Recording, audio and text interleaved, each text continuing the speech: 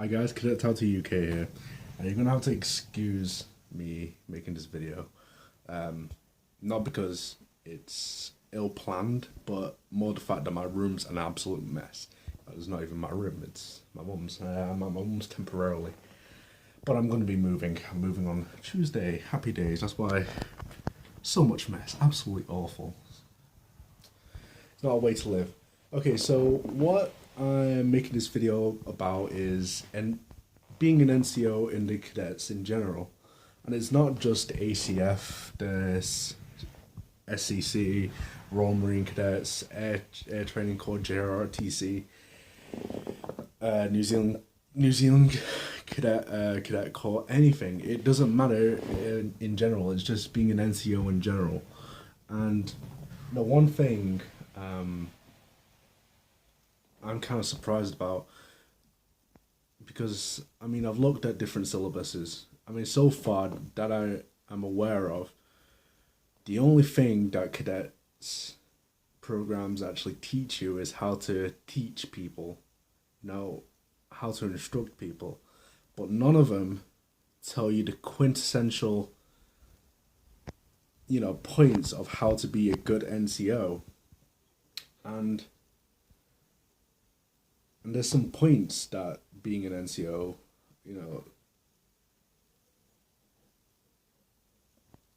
in particular, that is quite important when when you're holding, stripes on your fucking, excuse my language, it's force of habit, when you have stripes on your chest or on your shoulders or whatever, it is a responsibility you're going to have to hold if you get promoted, and it's something that's going to happen eventually with and it's a possibility to look at, something to look at. Now the thing is, being an NCO in the cadets does not mean anything. It won't in any way affect your career in the military if you wish to go into the military. But however, if sorry about that. And the main thing is the fact that being an NCO in the cadets does not mean anything at all. It does not. Unless your future employer is one of your cadet instructors or is a cadet instructor, you'll know what responsibilities you would hold at a certain rank. But the main thing is the fact that if you're an NCO, and I've seen this all too common in the cadet organization, especially in the ACF in particular, that I particularly noticed, is they delegate jobs that they don't want to do. Now, that's where people are starting to fail being an NCO. Being an NCO, it's about leading, about being a leader, leading at the front. Now, in my personal opinion, I mean, I was guilty of this when I was in the cadets, but looking back now, and I talked to some people and done my research, that's not what an NCO is about. It's not just because you have a rank does not mean you're meant to delegate a job that you don't want to do. I mean, it happens in the military itself, but the fact is, you're meant to be leading from the front. You're meant to be setting an example. Don't do a job if if you won't do it yourself. Otherwise, what's the point? You're just, you're just not doing what you're a bit of a hypocrite, really.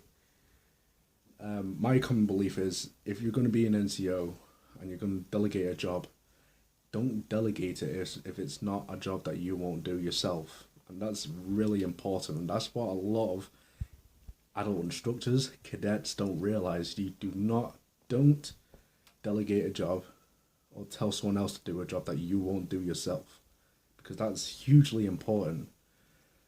Second of all, especially adult instructors, not that you can't, but you're meant to be setting an example, okay? You're meant to be setting an example to the cadets, and you cannot legitimately criticize a cadet for having bad turnout if your turnout is not great themselves. itself.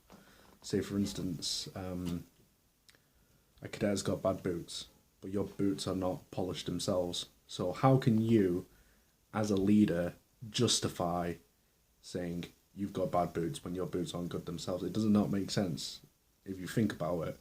And I'm not saying this, to break a system. I'm not. I'm trying to improve a system, and a system that has been quite prominent, and it's been prevalent. No, sorry, a prevalent, not prominent thing in a cadet organization. And that's the thing. You cannot justify basically saying to a cadet that your turnout is bad when your turnout itself is bad. Just little things like ironing your uniform, polishing your boots. I mean, if you think about it and think about it logically, what would that cadet think if you got a horrible uniform yourself, but you're criticizing a cadet that their uniform was bad? They're gonna think you're a hypocrite. Why should I do my uniform if you're not gonna bother? And that's where toxic leadership starts to come in.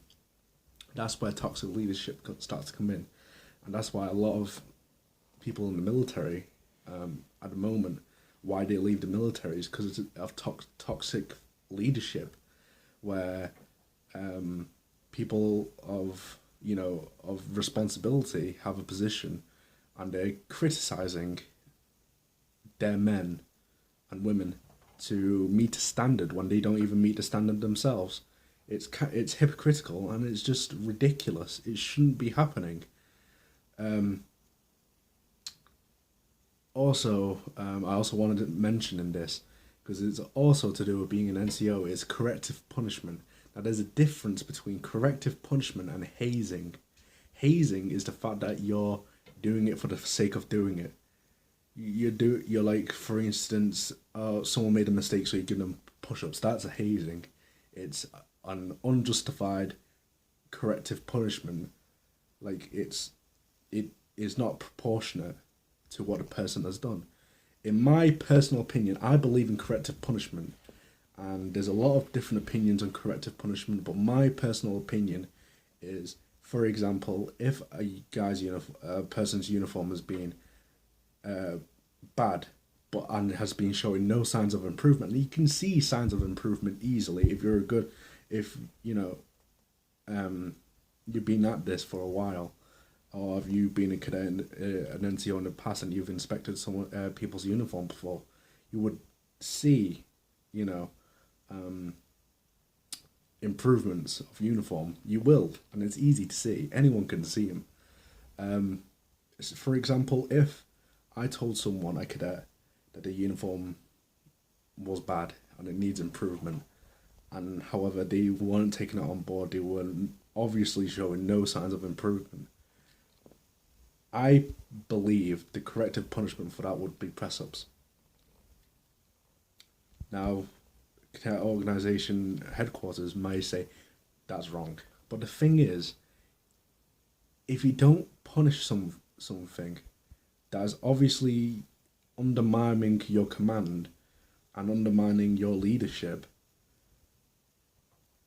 on purpose, then obviously it's something that should be punished. As long as it's proportionate and you can justify it. However, say for instance, I don't know, someone made a mistake and I made them do laps around the detachment. That's not justifiable, because they only made a mistake. Everyone makes mistakes. Everyone in the world makes mistakes. But it's the fact, there's too many adult instructors and there's too many cadet NCOs who resumes the position of a boss more than they do a leader.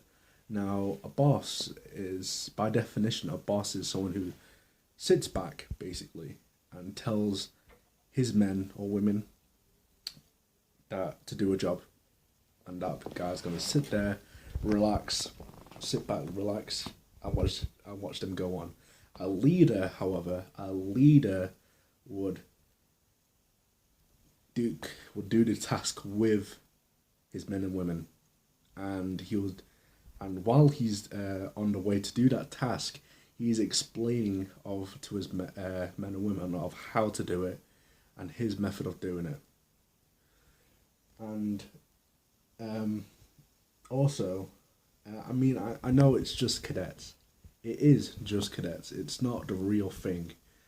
The problem is these days that people think, especially the cadets themselves, they think that cadets is a democracy. It's not. It's not meant to be a democracy. It's meant to be a military-based organization. It's not the military itself. It's meant to be a military-themed organization. That's the best way of putting it, to be honest. And I've seen there's adults who take it way too seriously, and I also see people that don't take it seriously enough. And there's a middle ground that has to be found and needs to be defined, which I'm surprised it hasn't. And in all honesty, I'm actually quite surprised that no cadet organization, to my knowledge, has actually got a program specifically tells you how to be a good NCO. There's courses like JNCO and JCIC for air cadets and army cadets of how to teach people and how to instruct, but they do not, however,